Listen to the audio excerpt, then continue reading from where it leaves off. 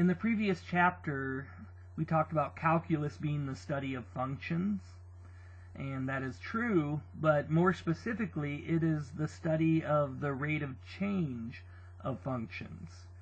And we're going to start this study here by talking about the average rate of change of a function. And to give us an idea what that is, let's talk about the average speed for a minute. This is something you learn early on in like a basic physics class or physical science class. So let's suppose I run 15 miles in 3 hours, and I want to know what is my average speed.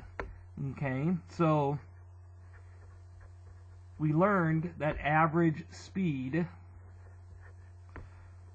is basically the change in distance that you go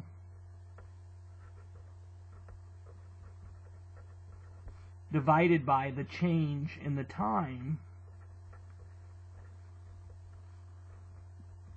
that it takes you to go that distance. Okay, and in this case, my change in distance was 15 miles. I went 15 miles. I did it in 3 hours. So my average speed in this case would be 15 miles. That's my change in distance, 3 hours. And that means I went 5 miles per hour. Okay? And that kind of makes sense. You're kind of averaging out. Okay, the whole time I probably wasn't running 5 miles per hour. I could have been, and in 3 hours I would have gone 15 miles, but I could have been running slower at some points, faster at other points, and it all averaged out to 15 miles per hour. So let me give you an example of this. So let's say I'm in this race here, right? And at the beginning I just start off and I'm just really going fast, but I'm kind of wearing out over time here, and then finally here's at 3 hours, right? And I've gone 15, ends up I've gone 15 miles. Okay, now I didn't go 15 miles, or I didn't go 5 miles per hour this whole time. Okay, there's this point that's 3:15, and then I started here at 0, 0. So at 0 I didn't go any distance, and I started out going really fast and kind of wore out over time, and I went a little bit slower. Okay, so one way we can think of this as the change in distance would be 15 minus 0, and the change in time would be 3 minus 0, right? And then that gives me the 15 over 3, which is 5 miles per hour. Okay, and we could generalize this. Okay, this in a sense is a function that it could be something like if this is t, maybe it's d of t, right? D of t gives me the distance, right, that I go at time t. So this function y equals d of t. So you could think of that as a function, and in general we could just have any particular function, and maybe I have x1 and x2, and this is like y equals f of x, right? And then we get these 2 points, and so this one would be x2 f of x2, and this point over here would be x1 f of x1, right? And so we have these 2 points, and then we could talk about the average here, rate of change, because we don't even know if this is time or this is distance, but the average rate of change of this function would be like the difference in these x values, f of x2 minus f of x of 1, over the difference in the x values. So x of 1 or 2 minus x of 1, and that would be like this, and it would give us the kind of the average rate of change between this interval here.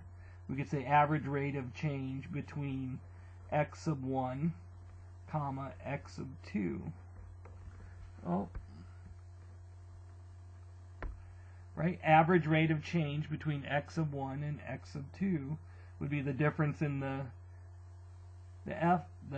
function values over the difference in the x values. Okay, and this thing here is called a difference quotient.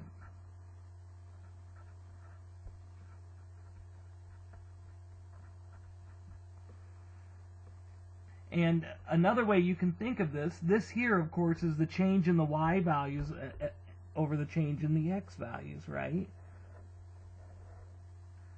And so this average rate of change is the slope of the line going through these 2 points. Okay, so this here is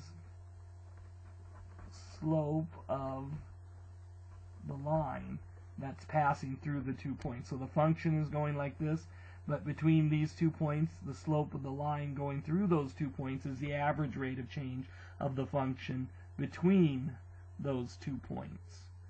Okay, so so this is the idea of the average rate of change, and this idea of the difference quotient. This is the change in the y values, or the f of x values, over the change in the x values. Okay, so now let's give an example of this. This is a rock is dropped off of a cliff that is 1,024 feet tall. The height of the rock in feet is given t seconds after it's dropped, is given by this function. And this is an actual equation that you learn in a physics class. The negative 16 here is due to the acceleration due to gravity, because gravity is the only force that's acting on that rock, and so that's what's causing it to accelerate. And as it falls, it's going to fall faster and faster. Okay, and so it starts out here at 1,024 feet, right? And then you're using this to find out how much it falls from that height. So I've actually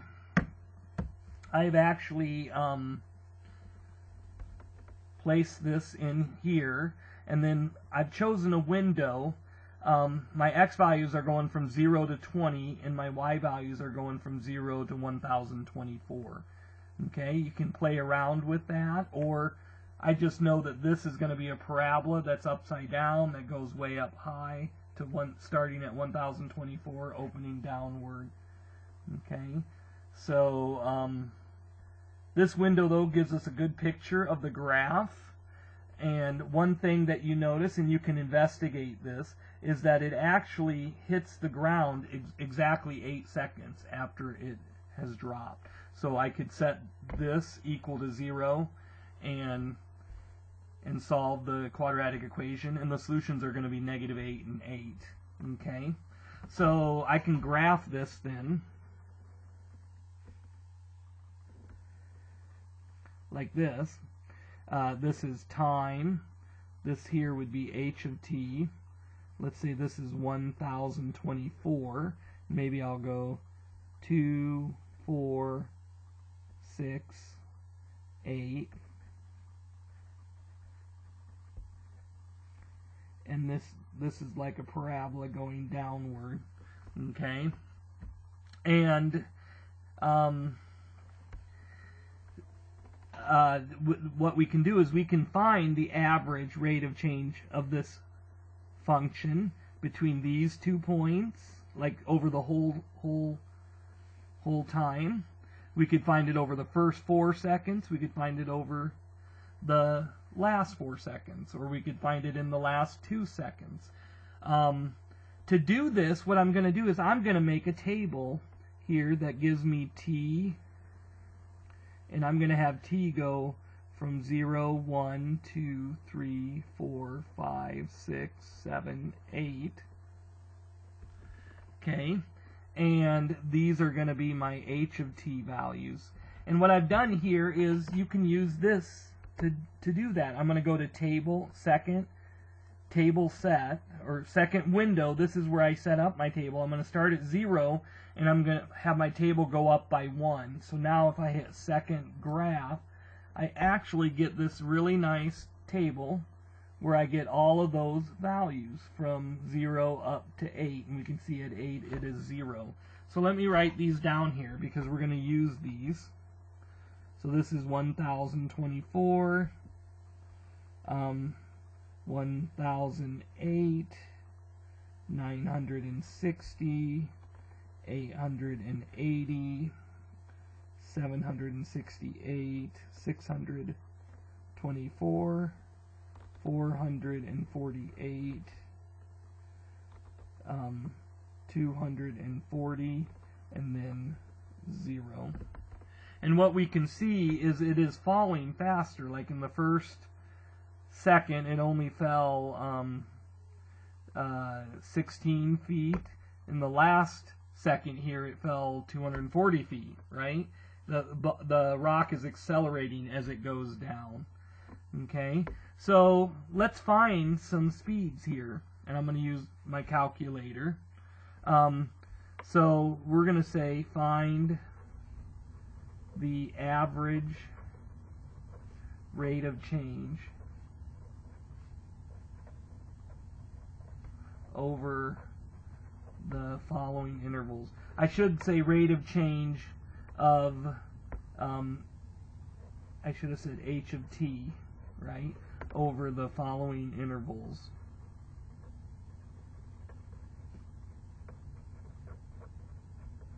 Of t. Okay, so for example, I might do it over the whole thing, 0 to 8. Okay, and what I'm going to do is I'm going to just say dq for the average rate of change, and dq in this case is representing the difference quotient. Okay, remember the difference quotient is the difference in the x values over the difference in the y values, and it's also equal to the slope of the line through the 2 points. So what I would be doing is finding the difference between these two, like this point and this point, so the line going through there. And so the difference in the x value, or in the y values, would be 0 minus 1024. Difference in the t values would be 8 minus 0.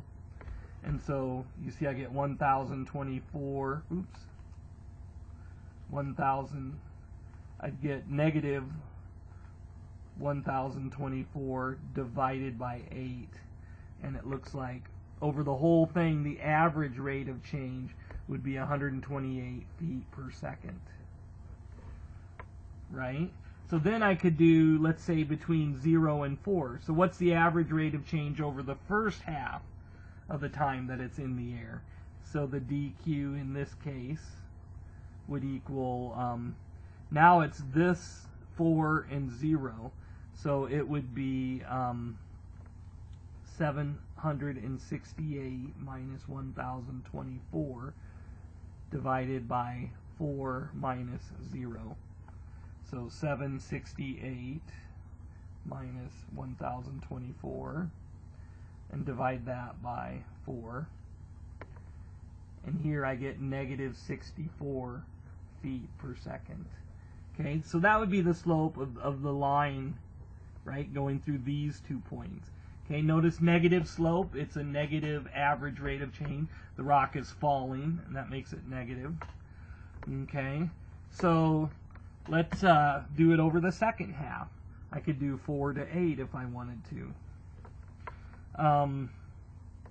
So in this case, dq is going to be the change.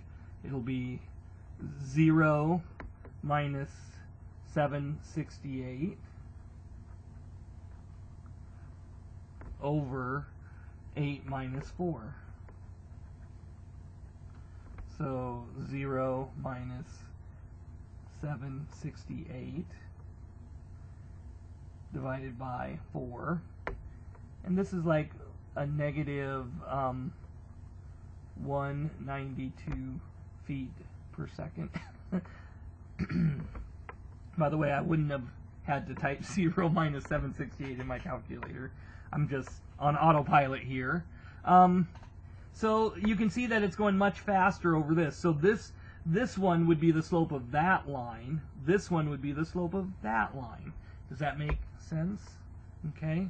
So now we might be interested in the speed of the rock. So clearly it's going to be going faster when it hits the ground, right, than over this whole interval from 4 seconds to 8 seconds. So let's say I want to get a better idea how fast it's going when it hits the ground, right? So then I might do 6 to 8, right? So the difference quotient in this case would be 0 minus 448 divided by 8 minus 6. So in this case, negative 448 divided by 2. And that would be negative 224 feet per second. Okay, so this is going to be closer to the speed.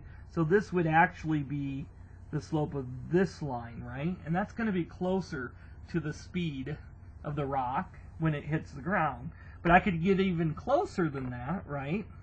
I could do 7 to 8, right? Over this last, this would be 7 here. There'd be an ordered pair over that last second. What's the average rate of change over the last second? Well, my difference quotient in this case would be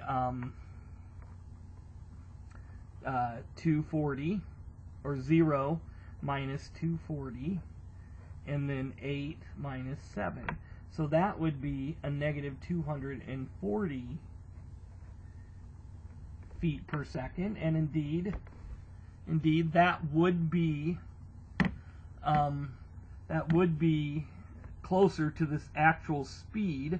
But I could get even closer, couldn't I? I could do like 7.9 to 8, right?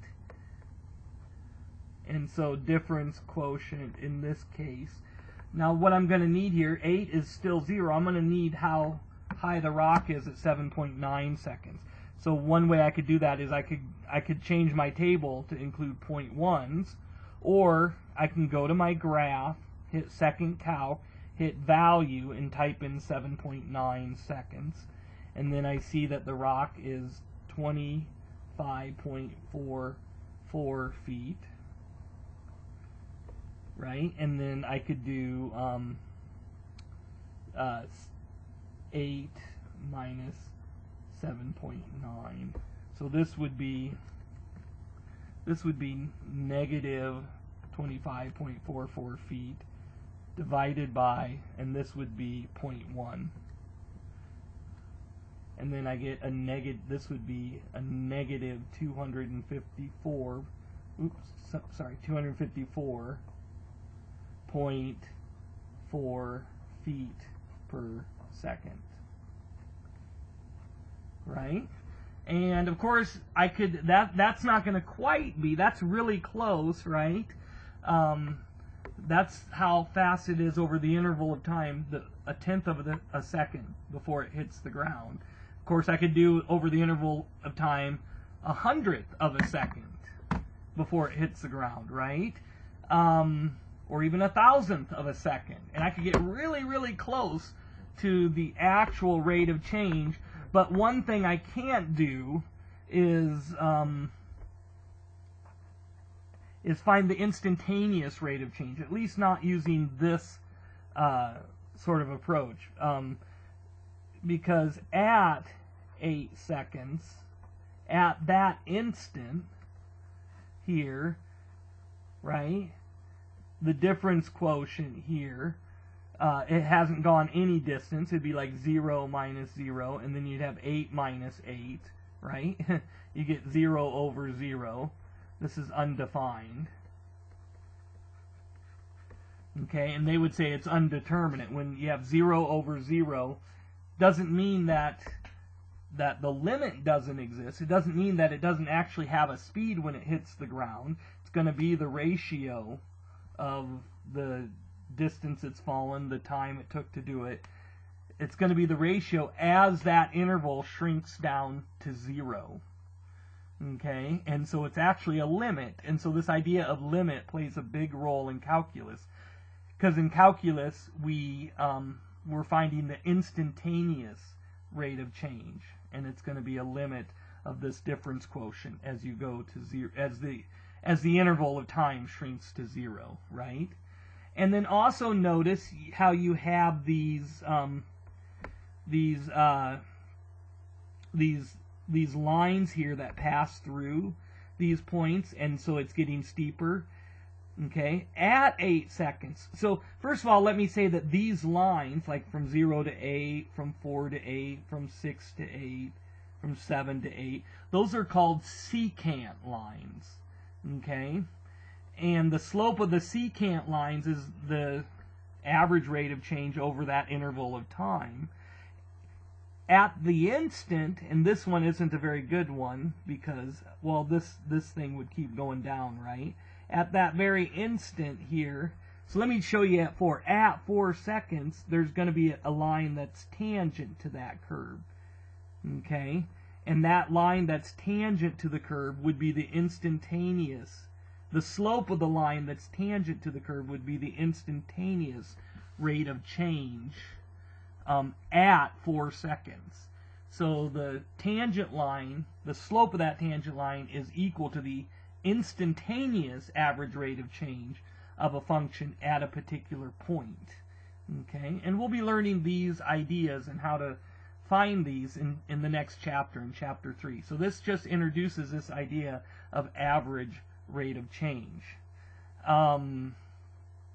So we'll have a couple other videos here, and they're going to involve this difference quotient and actually how we're basically going to be taking the limit here. I'm going to show you a way that you can do that, and it's just introducing the concepts that we'll be using in the sections ahead.